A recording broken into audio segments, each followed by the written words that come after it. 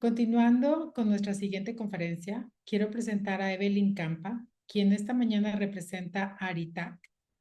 Evelyn es psicóloga con maestría en diagnóstico y rehabilitación neuropsicológica y especialista en psicología positiva, acreditada como perito en psicología ante el Poder Judicial de la Federación, con más de 10 años de experiencia en bienestar organizacional.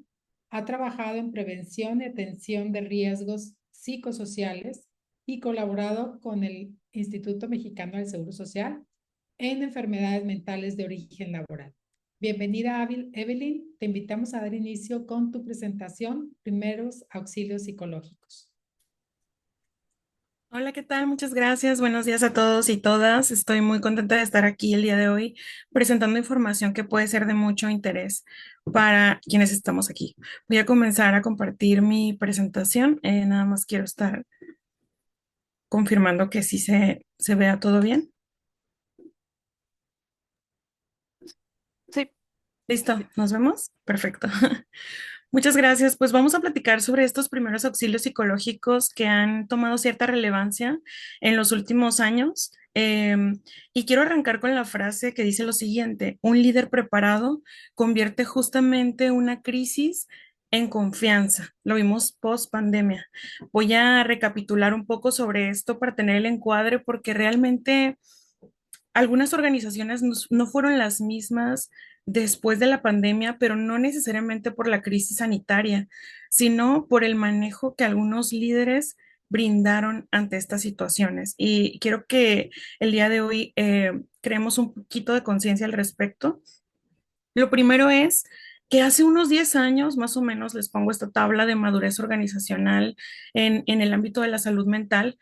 Puse aquí en negrito algún de toda la información que les quiero compartir. No tenemos tanto tiempo para irme punto por punto, pero pues ya el material se les va a compartir. Ahorita quiero enfocarme en el tema de la capacitación. Cuando era algo relacionado a salud mental, generalmente lo enfocábamos única y exclusivamente al área de recursos humanos para que se tomaran ciertas decisiones. ¿Cómo se va a manejar el caso? ¿Qué vamos a hacer? La persona puede trabajar, no puede trabajar y listo. Decisiones muy técnicas. Ahora sabemos que esta formación no nada más se va a limitar al área de recursos humanos, sino que es muy importante que principalmente se transmita a los líderes, a las personas que toman decisiones, que se encuentran en la estrategia y también a quienes trabajan directamente con las personas. Estos, estas herramientas de detección temprana y de contención ya no son exclusivas del área de recursos humanos, sino que ahora es responsabilidad de todas y todos nosotros que estamos en las organizaciones. Respecto a la modalidad del trabajo, recordemos que anteriormente pues era poca atención para la carga mental o para la ergonomía cognitiva y nos enfocábamos mucho más en las actividades físicas de carga que llevaban cuestiones de desgaste hacia nuestro cuerpo. Pero ahora hemos hecho un parteaguas donde vemos que el trabajo puede ser híbrido, puede ser remoto, que hay también ciertos límites digitales, la inteligencia artificial, la carga, el diseño, y eso requiere muchísima más carga mental, que la carga mental también tenemos que aprender cómo medirla y cómo visibilizarla, y también cómo procesarla, ¿verdad? Que también es importante. Estos canales que anteriormente eran informales, que simplemente no existían de reporte, ahora pues ya hay canales confidenciales, hay protocolos de queja, hay manera de recibir una situación por parte ya sea de los comités de la organización o del área de seguridad e higiene, de los líderes, de cualquier unidad que se encuentre en tu empresa y que entonces vamos a asegurar que la información sea manejada de una manera discreta, profesional y que además pueda tener un seguimiento documentado como debe ser. De esta manera no se quedan las cosas en el aire. Y el rol de liderazgo también lo marco, porque si antes el colaborador tenía un problema, pues entonces tenía que resolverlo y ya está. Ahora sabemos que hay una especie de corresponsabilidad en cuanto a, desde mi punto de vista, cómo yo puedo cambiar, cómo yo puedo mejorar como líder para cuando menos no perjudicar entonces el bienestar de las personas que conmigo trabajan. Y además hemos entendido que hay un enfoque sistémico, es decir, mi comportamiento, mi congruencia, mi comunicación, mis decisiones van a impactar de manera sana o de manera negativa a la gente que está conmigo. Entonces hemos entendido esta corresponsabilidad, hemos trabajado las empresas que somos responsables en generar hábitos gerenciales sanos, nuevas métricas por cada una de las áreas para que entonces presenciemos una cultura de bienestar colectivo. Y esto ha sido muy bueno. Es la parte positiva post pandemia y post NOM 35. Ahora, ¿qué son como tal los primeros auxilios psicológicos tomando este contexto? Básicamente van a ser intervenciones inmediatas. Son muy breves, son intervenciones demasiado prácticas que se aplican justamente en los primeros minutos, casi después de una crisis emocional. El propósito es brindar básicamente solo calma, no podemos ir un poco más allá, no podemos ir a resolver situaciones, problemas personales, pero lo que sí podemos hacer es contener antes de que la situación, que de por sí posiblemente ya sea grave, no se extienda y no sea perjudicial para la persona que está siendo afectada o bien quien está alrededor de la persona. Entonces, no queremos que una situación pueda escalar muchísimo menos a temas de violencia, ausentismo, incluso demandas. En el entorno organizacional funcionan entonces, y quiero que el día de hoy los visibilicemos como una especie de botiquín corporativo donde no van a curar, no van a erradicar la situación, pero sí van a estabilizar y van a proteger hasta que entonces puede llegar una atención especializada. Vamos a aumentar nuestras probabilidades de retención. Las empresas que aplican los primeros auxilios psicológicos tienden a retener 3 veces más el talento justo durante una crisis. Esto lo vimos después de pandemia y también otras situaciones que se han dado a nivel social dentro de las empresas industriales o bien de servicios. Una reducción de costos, un 67% en disminución de nuestra rotación, ausentismo, poco compromiso básicamente. Y en las próximas 24 horas sabemos que es un tiempo crítico. Hay una ventana grandísima de oportunidades para prevenir ese escalamiento. Y obviamente consideremos nada más nosotros estas jornadas laborales, porque una vez que el colaborador sale de tu organización, pues no hay mucho que pudieras controlar desde fuera, ¿no? La inversión en la salud mental corporativa va a generar un retorno de al menos $4 por cada dólar invertido, de acuerdo a lo que nos dice la Organización Mundial de la Salud. Y es importante tenerlo en cuenta. Ahora, muchos términos los utilizamos de pronto y podemos caer en confusiones. Los primeros auxilios psicológicos no son lo mismo que una intervención en crisis. Para que podamos diferenciar estos conceptos, hay que comprender que el primer auxilio psicológico se va a dar en los primeros minutos posteriores a una crisis, a diferencia de una intervención en crisis, que es una segunda etapa, es una etapa posterior, cuando la persona ya fue estabilizada, cuando la persona ya puede incluso verbalizar una situación, cuando la persona ya recordó quién es, en dónde está y qué es lo que está sucediendo y que está en ese proceso de comprensión de toda la información. La duración de los PAPs debe ser minutos y la diferencia de la intervención en crisis pueden ser horas o incluso puede durar varias sesiones dependiendo de la situación. ¿Quién puede aplicar los primeros auxilios psicológicos? No solamente el personal de recursos humanos, sino que también los líderes. Es muy importante dotar a nuestros líderes de herramientas y que también ellos no se sientan incapaces o inseguros al momento de manejar una situación crítica, que ellos actúen con confianza, es lo que nos hace ser congruentes en cuanto a nuestro liderazgo de bienestar. Y cualquier persona que esté entrenado, que tenga esta información, que lo pueda practicar, no hay una limitante. A diferencia de la intervención en crisis, ya estamos hablando de psicólogos y especialistas clínicos que ya tienen estas herramientas, conocimientos y básicamente a eso es a lo que ellos se dedican. El objetivo de los primeros auxilios psicológicos solamente es calmo, contengo a la persona y entonces canalizo para que alguien más le pueda entonces tal vez dar la intervención en crisis correspondiente. La intervención en crisis como tal ya explora causas, repara, previene secuelas, atiende, valora etcétera.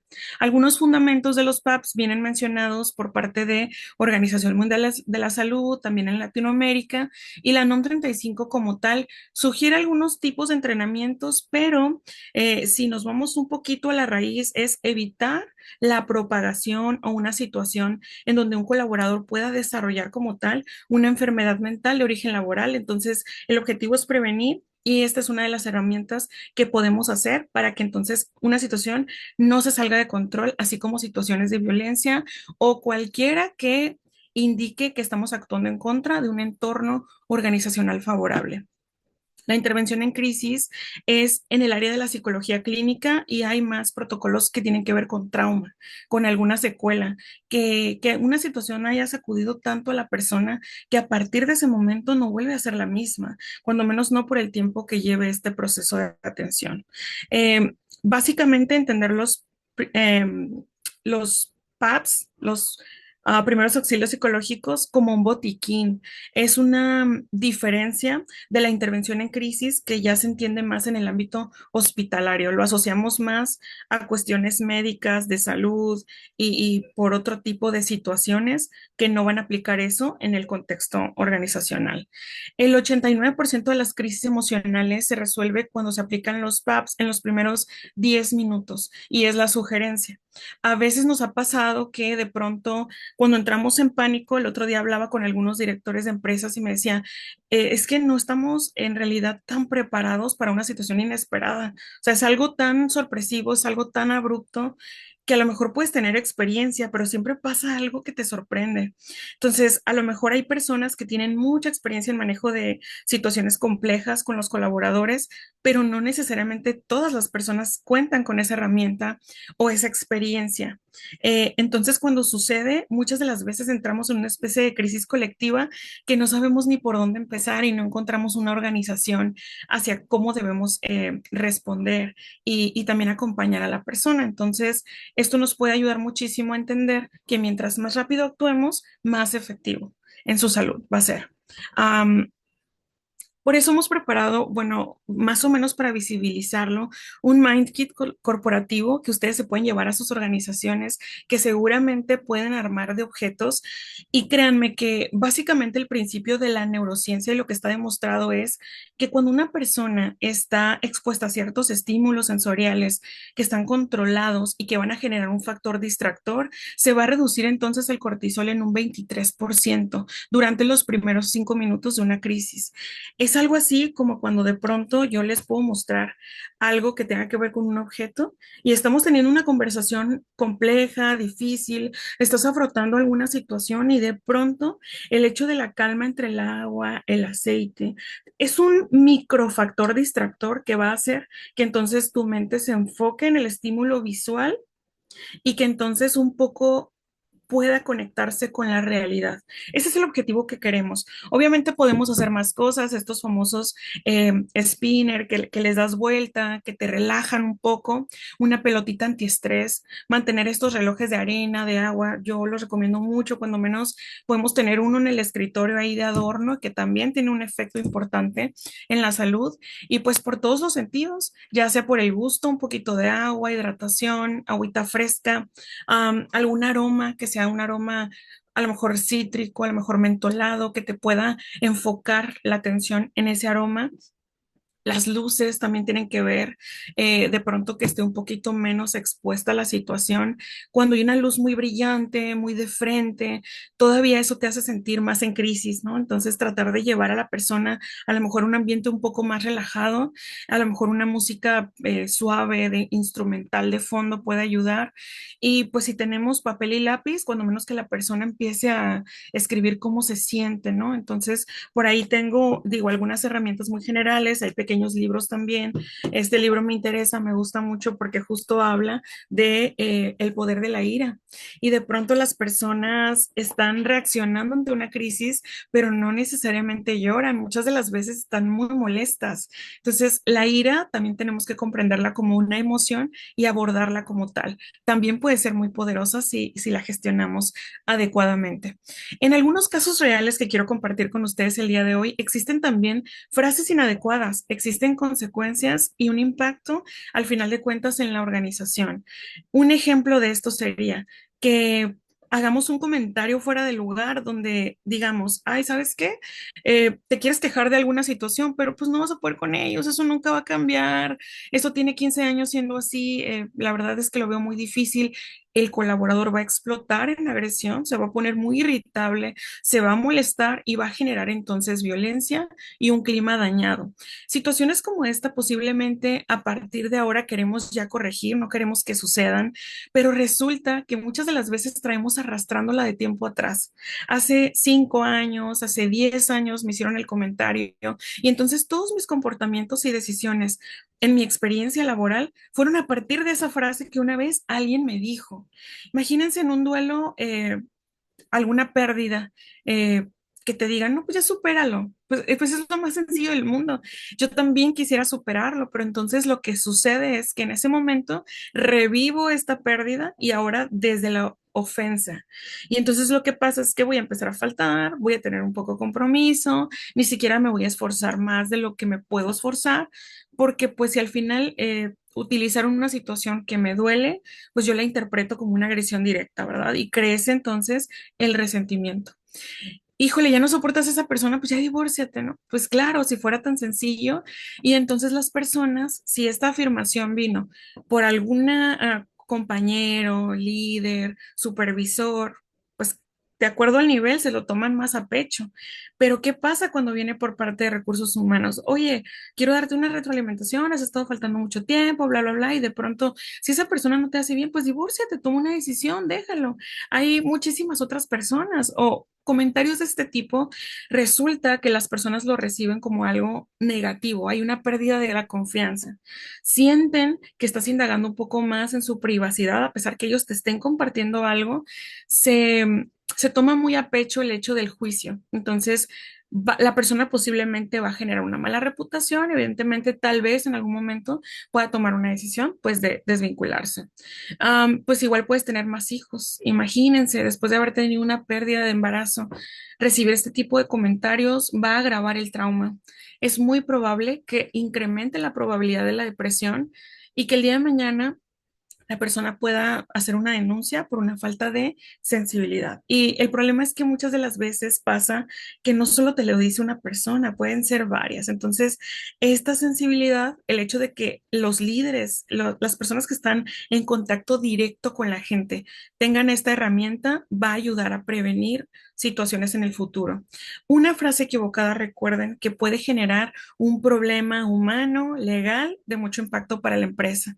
Hay algunos costos que se estiman, 2.3 millones anuales más o menos. Es un costo por demandas laborales que tienen que ver con una situación de la salud mental mal gestionada. Hay algunos casos que son inevitables y el tiempo viral, muy importante, es 48 horas después de una situación, ya podemos estar teniendo repercusiones en cuestión de nuestra reputación como empresa. Muchas veces la gente, de acuerdo a cómo se atendió su situación, al siguiente día resulta que ya está tomando una acción inmediata, se conecta en sus redes sociales y empieza a compartir su historia para crear pues esta mala reputación, ¿no? Para la organización. Una respuesta empática puede reducir enormemente la probabilidad de un escalamiento, de que esta crisis emocional pueda ser ya un tema legal. Entonces, esto se sabe, les puedo compartir la información y las estadísticas y también los reportajes de donde sacamos esta información con mucho gusto. Ahora, la pregunta que va a surgir, y es inevitable que surja porque también es una realidad, ¿qué puedo hacer yo o cómo puedo notar si esta crisis es real o si hay una crisis sobreactuada? Si esta situación resulta que de verdad está perjudicando a la persona, voy a ver unos síntomas físicos muy claros. Ahorita les voy a comentar qué síntomas y también va a haber un predominio del discurso, es decir, voy a estar hablando sobre la situación, no voy a salir de lo mismo. En cambio, una crisis sobreactuada generalmente hay un relato que puede ser coherente, es decir, es un relato organizado. sí hay una conciencia clara de la realidad, a diferencia de una crisis. Y muchas de las veces hay una situación que es muy exagerada. Entonces vamos a notar expresiones que no son simples, son muy elaboradas y te puedes dar cuenta que a veces pues hay ciertos beneficios que se pueden tener al momento de tener una crisis. Les puedo dar un ejemplo claro. Últimamente tuve un caso en una empresa en la que la persona pues comienza a llorar, empieza a decir que tiene una crisis de ansiedad, va para que le atiendan, bla, bla, bla. Pero al final había, antes de esto, ya cuando lo canaliza la persona conmigo, porque recibe los primeros auxilios psicológicos por el área de servicio médico, canalizan para su atención psicológica posteriormente conmigo y una vez que me toca atender y empezar a escuchar esta historia, resulta que el origen de la situación fue un error de calidad en su proceso de trabajo. Ese error le hizo a la persona entrar en pánico, no supo cómo actuar y entonces empezó a tener una especie de crisis, pero era sobreactuada. Y sí se notaban que habían varias características en donde iba a tener un beneficio, no le iban a aplicar ningún tipo de pues acción disciplinaria, no se iba a documentar, no iba a haber una retroalimentación, simplemente trataría de desenfocar la atención del error hacia su crisis personal, su crisis emocional, ¿ok? Algunas características de las crisis reales es mucho llanto, temblor, hiperventilación, no puedo respirar, me cuesta trabajo, siento algo raro en el pecho, no sé muy bien qué siento, estoy bloqueado, no sé ni qué hacer, ni para dónde caminar, moverme, mi mirada está un poco perdida, y entonces eso es muy congruente con la emoción que estoy viviendo. Vamos a contener y vamos a canalizar de manera urgente.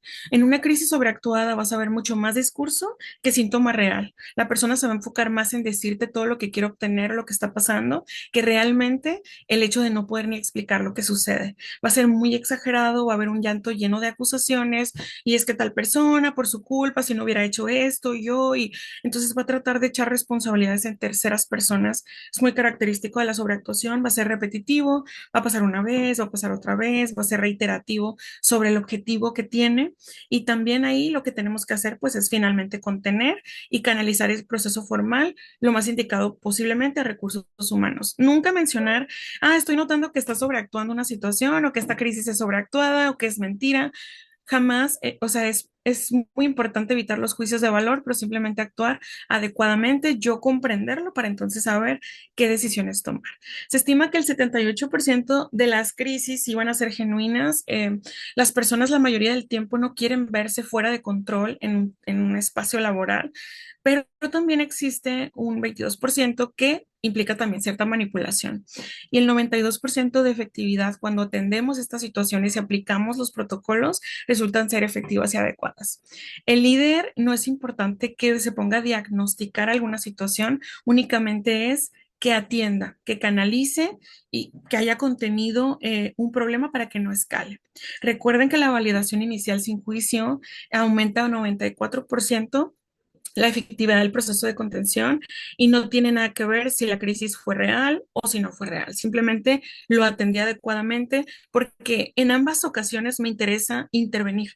No porque sea una situación que me doy cuenta que posiblemente sobreactuada, quiere decir que entonces la voy a dejar ahí y listo. También implica que debo atender la situación.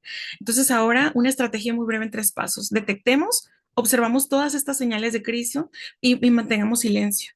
Veo crisis, veo que la persona llora, no se controla, tiembla, su mirada está perdida, está desorganizada, no sabe cómo decir la situación que está pasando, le cuesta trabajo un poco respirar, se ve un poco desorientada, contengo. Brindo entonces calma, estoy a tu lado, estoy aquí contigo, respira, respira conmigo. Entiendo, lo importante es decir, entiendo yo que esto no es, es difícil para ti, no es cualquier situación, pero no estás solo, no estás sola, ¿ok? 5 minutos, tiempo promedio, no tengo que estar ahí por una hora hablando para sobresaturar, simplemente debe ser algo muy claro y concreto. Y entonces canalizo. Este tema merece atención, vamos a buscar un apoyo que sea adecuado. Quiero asegurarme de que recibas la ayuda correcta. Entonces, de esa manera la persona se siente validada, escuchada, apoyada, comprendida y todavía un plus es que vayas a canalizar para su atención. La metodología estructurada en 3 pasos reduce el 68% del tiempo en recuperación emocional. Resulta que muchas de las personas pueden empezar a desarrollar incluso trastornos de la salud mental porque no se brindaron los primeros auxilios psicológicos y eso pudo evitar una cadena de sucesos y de decisiones previas, ¿no? Entonces vamos a evitar que la persona empeore, enferme o se dañe con este tipo de intervención. Ahora yo les pongo, aquí hay una tabla un poco larga, pero sí me interesaba mucho transmitirles, ok, en el caso de, por ejemplo, algo que me ha tocado mucho, un colaborador, le llaman de pronto de la escuela de su hijo, ¿sabes qué? Tu hijo tuvo un accidente. Necesitamos que vengas por él. La persona se va a llenar de ansiedad, va a ser una ansiedad muy súbita, de 0 a 100 en un segundo, va a estar distraída. Entonces, aquí lo importante es, bueno, veo a la persona, siéntate, un poco de agua, tómate unos minutos para procesar lo que está pasando. Tu familia es una prioridad. Coordínate, por favor, con el área de recursos humanos y lo importante es que recursos humanos esté en comunicación y en el mismo canal de aquel líder que tiene las herramientas de primeros auxilios psicológicos para entonces decir, vamos a flexibilizar esta parte de permisos. Si el líder detectó que es una situación real, abordó adecuadamente, entendemos que hay una emergencia familiar, vamos a ser flexibles dentro de lo posible para que la persona pueda atender, pero no lo vamos a mandar en esa crisis emocional. Digo, algunas empresas van un poco más allá donde, híjole, no te dejo ir así, vemos cómo podemos hacer para que puedas atender la situación, porque es algo extraordinario, no pasa muy seguido y entendemos que puede ser crítico.